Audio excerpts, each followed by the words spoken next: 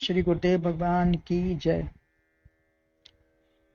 श्रीमद् भगवत गीता के 5वें अध्याय में श्री भगवान विषयों की तरफ से हमारे मन को अलग करते हुए कहते हैं कि ब्रह्म सुख ही स्थायी सुख व आनंद है।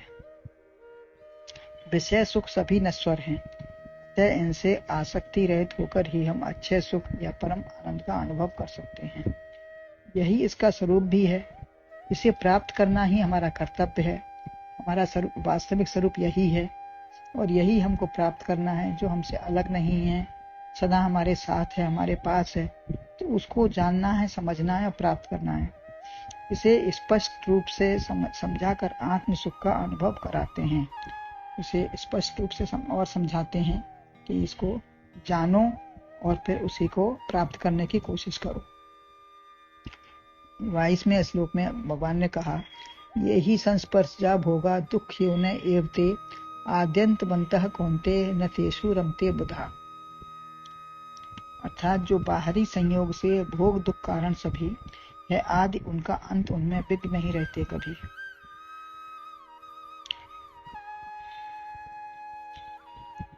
ये ही संस्पर्शजा भोगा ते ही दुख योनः एव आद्यंतवन्तः कौन्तेय बुधा तेषु न रमते। जो इंद्रिय व विषय सुख से उत्पन्न समस्त भोग हैं, सारे ही भोग जितने हैं इंद्रिय और विषयों से उत्पन्न हैं,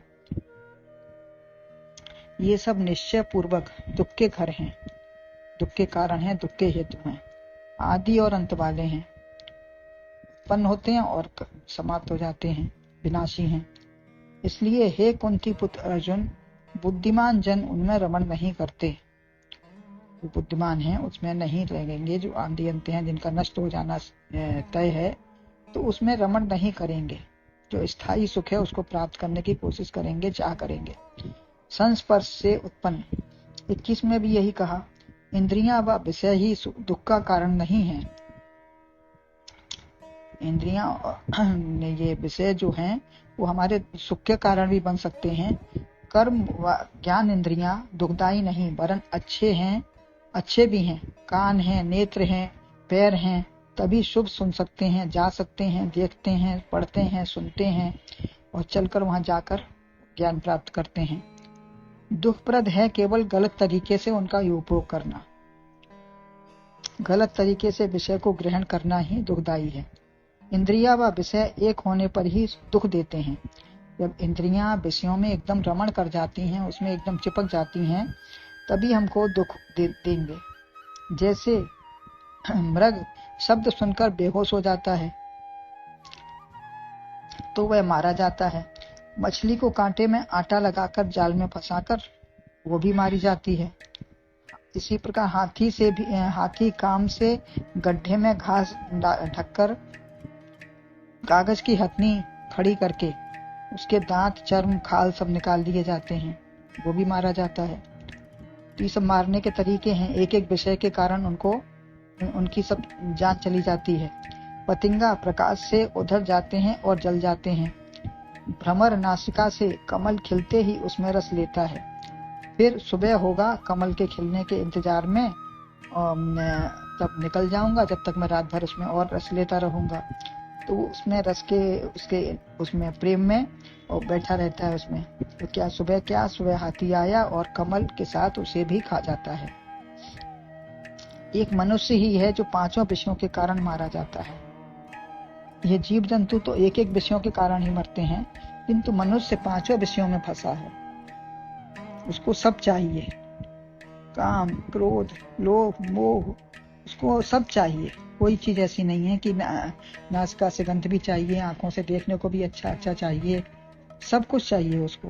तो वो फिर कहाँ तक वो बचा रहेगा इन विषयों के कारण से। छंद है, अंक में भ्रंग फंसो वो है, बांधे रहो मन ही मन में सुबह। होए गो प्रात उगेंगे दिवा, कर जाऊंगो धाम पर आ गई खूबा। बहनी सुली चाहे ऐसी वही, नहीं जानते काल को ख्याल अजूबा। आए गयंद चबाए गयो, वह रह गयो मन ही मन में मन सूबा। तो जो उसके मन में तमाम विचार उठ रहे थे कि मैं कितना पराग लेके जाऊंगा, वो सब मन के मन में ही रह गए, उसको कुछ नहीं मिला। तो ये विषय हमको सुखदायी नहीं हो सकते। अनेक रोग इन भोगों से आते हैं, सुख नहीं मिलता। ये भोग आदि अंत वाले हैं, एक दिन प्रारंभ और एक दिन अंत भी इनका होता ही है। सदा भोग नहीं रहता, कभी न कभी परिस्थिति आती है जिससे नष्ट होता जाता है। बालक किसी भी विषय में दत्तचित्त लवलीन नहीं होता। बालक का बार बार दिमाग बदलता रहता है, धीरे धीरे स्वाद आकर फंसता जाता है। युवावस्था तक पूर्ण फंसकर उलझता जाता है। धीरे धीरे उसको एक एक विषय में स्वाद जब आने लगता है तो उनमें आसक्त होता जाता है और फंसता जाता है, लवलीन होता जाता है।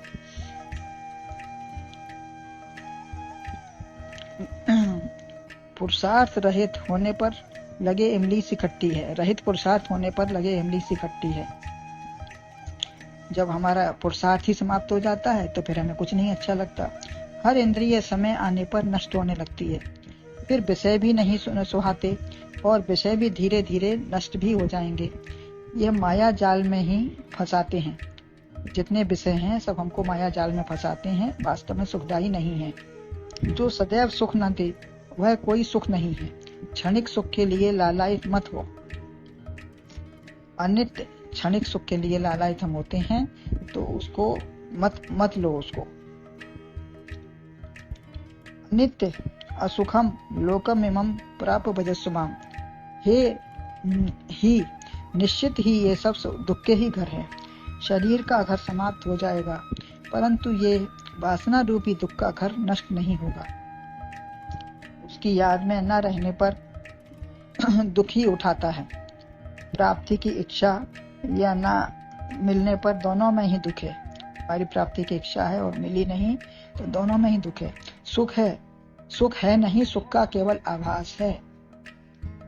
आपको जो भी सुख की इच्छा हो रही है वो वास्तव में सुख है नहीं, केवल आभास हो रहा है उसका, क्योंकि वो नष्ट होने वाला है। ये मृग मरीचिका का जल है। भागते भागते थक जाएंगे पर जल नहीं मिलेगा। संसार के विषयों में सुख है नहीं, ब्रह्म सुख ही स्थायी सुख है। जिसने ब्रह्म सुख जैसा पूर्ण सुख प्राप्त कर लिया वह छोटी छोटी बात के लिए बेचैन नहीं होता। दर्पण में मुख नहीं और विषयों में सुख नहीं। स्वामी जी कहते थे तुम्हारा ही आनंद है जो प्रतीत हो रहा है, इसमें अब मत भटको। ये जो हमको विषयों में भी सुख नजर आता है वो हमारी उससे एकता होने के कारण ही हम सुख आता है। जब हम उससे हट जाते हैं तो फिर वो सुख गायब हो जाता है। जब चीज भी है, वस्तु भी है, सब कुछ है हमारे सामने, लेकिन हमारा मन उससे हट गया, जो हमारी एकता उससे समाप्त हो गई तो वहां सुख भी समाप्त हो गया। तो हमारी एकता के कारण ही, उसमें एकत्व भाव के कारण ही हमारा उसमें सुख हमको अनुभव हो रहा था।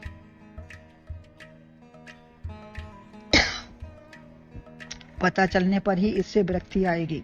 सर्प की छाया को कीट नहीं स्वीकार करेगा। या कितना ही स्वादिष्ट भोजन हो, विष की बूंद भी है तो कोई स्वीकार नहीं करेगा। अगर उसमें विष की बूंद पड़ गई तो खाने वाला कोई स्वीकार नहीं करेगा।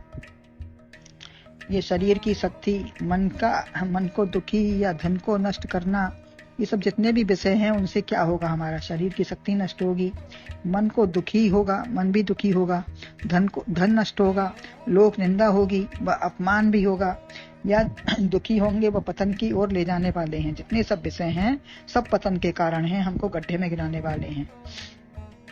कुंती पुत्र अर्जुन को करते हैं कि उद्बोधन देते हैं, कुंती पुत्र हमारी माता कितनी बुद्धिमती है। विषयासक्त मृग को पांडु ने मारा। पांडु ने एक विषयासक्त मृग को मारा था तो पांडु को शाप लगा। कुंती सदैव सतर्क रही। कुंती फिर कभी ऐसा उनको मौका नहीं दिया, किंतु होना वही है जो होना था। अतः मांडवी द्वारा शाप पूरा हुआ। मांडवी को नहीं रहा तो वो मांडवी से वो शाप पूरा हुआ, विषासक्त हुए और उनकी मृत्यु हो गई पांडु की। बुद्धिमान जब इसमें रमण नहीं करते, जो बुद्धिमान जन है वो इसमें रमण नहीं करते, जो अक्षय अविनाशी है उसमें रमण आता है। जो अक्षय अविनाशी सुख है उसी में रमण करना चाहिए और रमण करें। दुखप्रद या बिजली के समान क्षणिक सुख में मत फंसो। आत्मानंद का रस पान करो, जो अमृतत्व, वैभव, मन, शरीर, बुद्धि सबको शांति, शक्ति, शुभ ज्ञान देने वाला है। गुरुदेव भगवान की जय।